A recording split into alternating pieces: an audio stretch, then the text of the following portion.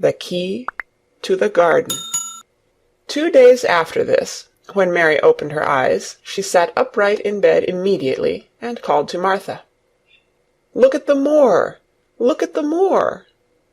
The rainstorm had ended, and the grey mist and clouds had been swept away in the night by the wind. The wind itself had ceased, and a brilliant deep blue sky arched high over the moorland. Never, never had Mary dreamed of a sky so blue. In India, skies were hot and blazing. This was of a deep, cool blue, which almost seemed to sparkle like the waters of some lovely, bottomless lake. And here and there, high, high in the arched blueness, floated small clouds of snow-white fleece. The far-reaching world of the moor itself looked softly blue, instead of gloomy purple-black, or awful dreary grey. "Aye," said Martha, with a cheerful grin. "The storm's over for a bit. It does like this at this time of the year. It goes off in a night like it was pretendin' it had never been here and never meant to come again. That's because the springtime's on its way. It's a long way off yet, but it's comin'." "I thought perhaps it always rained or looked dark in England," Mary said. "Eh, no," said Martha, sitting up on her heels among her black-lead brushes. "Now to the sort." "What does that mean?" asked Mary seriously. In India the natives spoke different dialects, which only a few people understood, so she was not surprised when Martha used words she did not know. Martha laughed as she had done the first morning. "There now," she said, "I've talked broad Yorkshire again, like Mrs. Medlock said I mustn't. Now to the sort means nothing of the sort," slowly and carefully. "But it takes so long to say it. Yorkshire's the sunniest place on earth, when it is sunny. I told thee thou'd like the moor after a bit. Just you wait till you see the gold-coloured gorse blossoms, and the blossoms o' the broom, and the heather flowerin', all purple bells, and hundreds o' butterflies flutterin', and bees hummin', and skylarks soarin' up and singin'. You'll want to get out on it at sunrise, and live out on it all day like Dickon does." "Could I ever get there?" asked Mary wistfully, looking through her window at the far-off blue. It was so new and big and wonderful, and such a heavenly colour. "I don't know," answered Martha. "Tha's never used thy legs since thou was born, it seems to me. Thou couldn't walk 5 mile. It's 5 mile to our cottage." "I should like to see your cottage." Martha stared at her a moment curiously before she took up her polishing brush and began to rub the grate again. She was thinking that the small plain face did not look quite as sour at this moment as it had done the first morning she saw it. It looked just a trifle like little Susan Ann's, when she wanted something very much. "I'll ask my mother about it," she said. "She's one of them that nearly always sees a way to do things. It's my day out to-day, and I'm going home. I am glad. Mrs. Medlock thinks a lot of mother. Perhaps she could talk to her."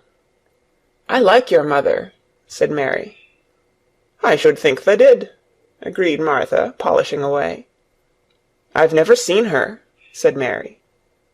"No, tha hasn't," replied Martha.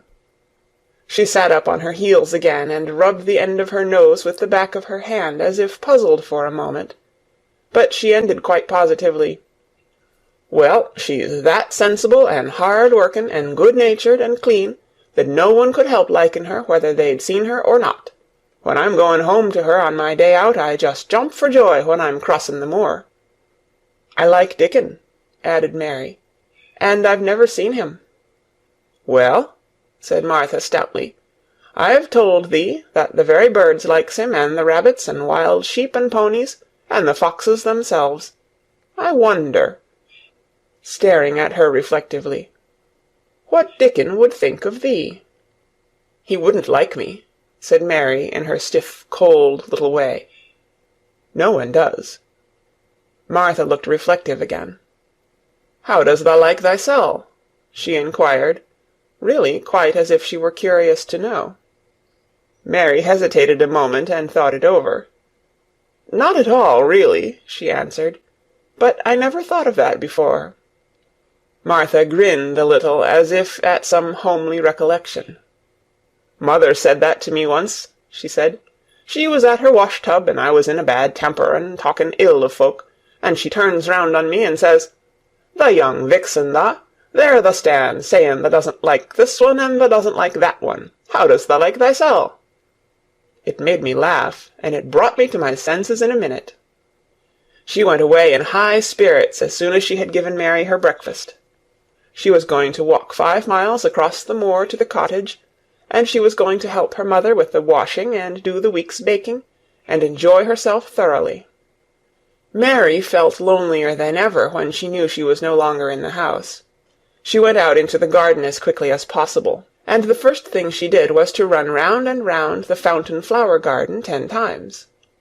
She counted the times carefully, and when she had finished she felt in better spirits. The sunshine made the whole place look different. The high, deep blue sky arched over Misselthwaite as well as over the moor, and she kept lifting her face and looking up into it, trying to imagine what it would be like to lie down on one of the little snow-white clouds and float about. She went into the first kitchen garden and found Ben Weatherstaff working there with 2 other gardeners. The change in the weather seemed to have done him good. He spoke to her of his own accord. "Springtime's comin'," he said. "Cannot thou smell it?" Mary sniffed and thought she could.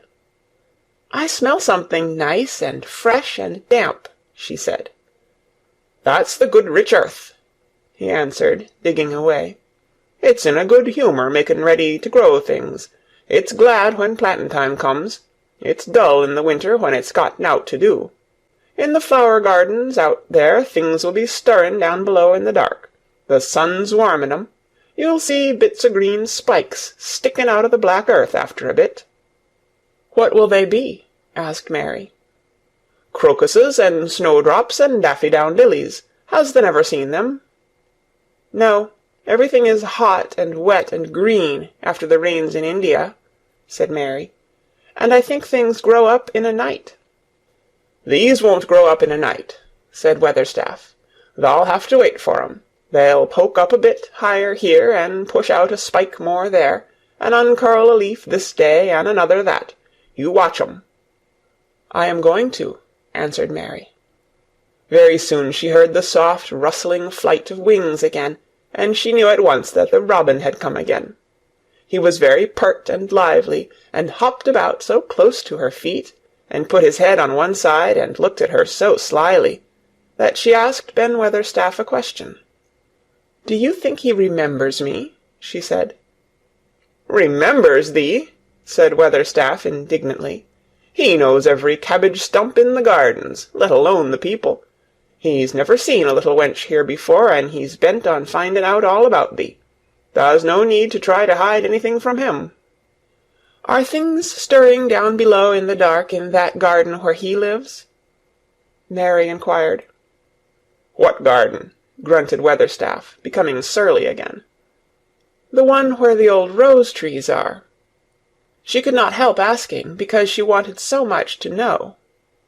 "Are all the flowers dead, or do some of them come again in the summer? Are there ever any roses?" "Ask him," said Ben Weatherstaff, hunching his shoulders toward the robin. "He's the only one as knows. No one else has seen inside it for 10 year." 10 years was a long time, Mary thought. She had been born 10 years ago. She walked away, slowly thinking.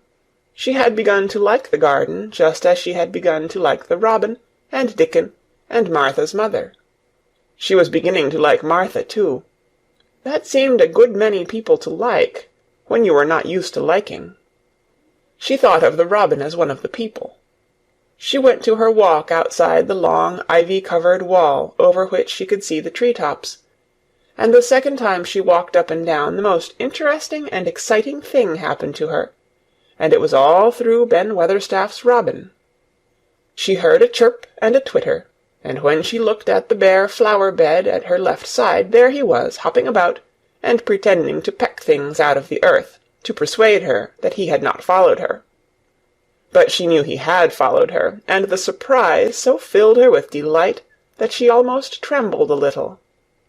"You do remember me!" she cried out. "You do! You are prettier than anything else in the world!" She chirped and talked and coaxed, and he hopped and flirted his tail and twittered. It was as if he were talking. His red waistcoat was like satin, and he puffed his tiny breast out and was so fine and so grand and so pretty that it was really as if he were showing her how important and like a human person a robin could be.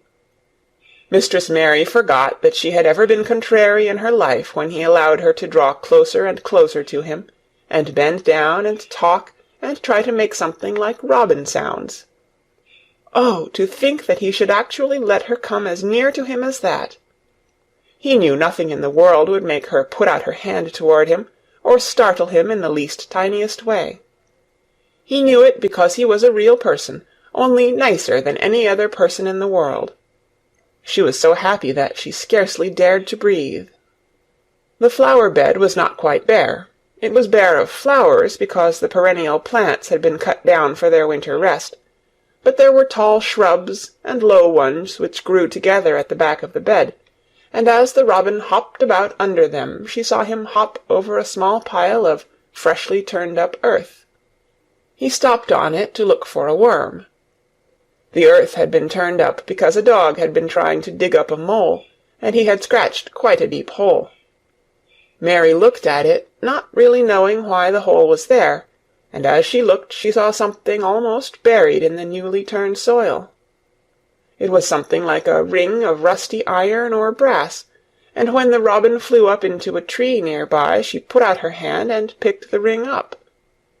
It was more than a ring, however. It was an old key, which looked as if it had been buried a long time. Mistress Mary stood up and looked at it with an almost frightened face as it hung from her finger. "Perhaps it has been buried for 10 years," she said in a whisper. "Perhaps it is the key to the garden." Thank you for watching this video. Please like, share and subscribe to the channel to see the latest videos. Thank you.